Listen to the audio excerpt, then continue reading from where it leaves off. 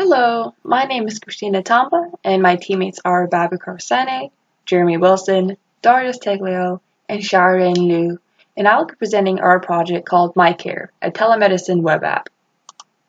So the motivation behind this project came with COVID-19, where it was encouraging people to practice social distancing, and this included, for a time at least, going to the doctors. And naturally, the question of how can we make a solution to maintain this doctor-patient relationship virtually arose. And this led to the purpose of our project, which was to develop a web application that can allow doctors and patients to communicate virtually.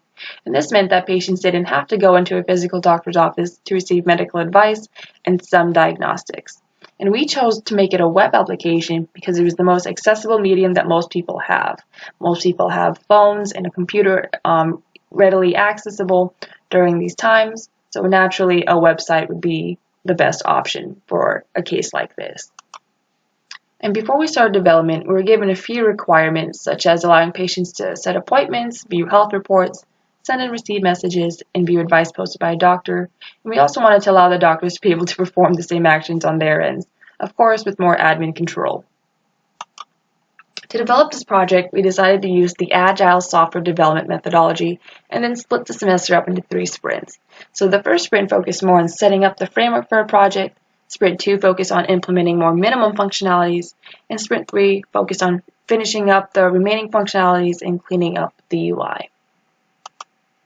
And here are a list of tools we used. The decision to use Django and React was from us wanting to learn new tools, as well as using up-to-date modern software that was still heavily supported by an active community. So if we ever ran into any issues, there would be a point of solution for us.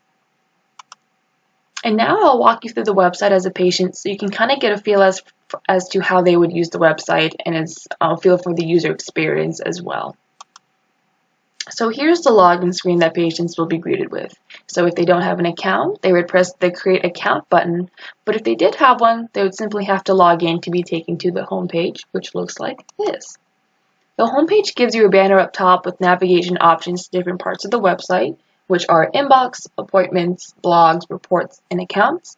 And in the main body of the website are kind of snapshots of each of these shortcuts. So the most recent or 3 most recent entries in each of these navigation subjects will pop up and give you a glimpse as to what's on your dashboard. Going across the top of the navigation bar, here's what the inbox view looks like. You will see the subject as a message as well as the doctor who sent it on the left section of the body there. And you'll have the option to reply or start a new message with the doctor down below.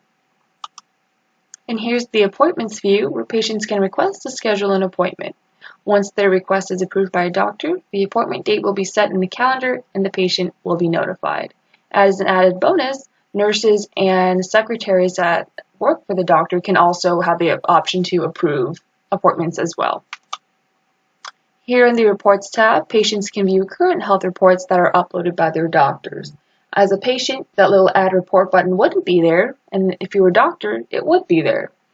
And also, if you were uploading a patient report as a doctor, it would look like this. You can upload and enter in a bunch of patient vitals, push update at the bottom of the box, and have patient vitals uploaded straight to them.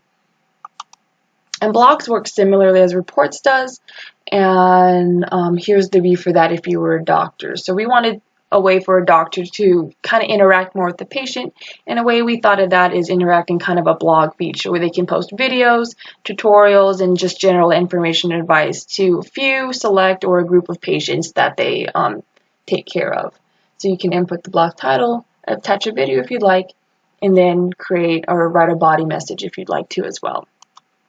So in conclusion, it was a lot more work than we thought to create a secure website, but we solved our problem statement and patients have an effective way to communicate with their doctors.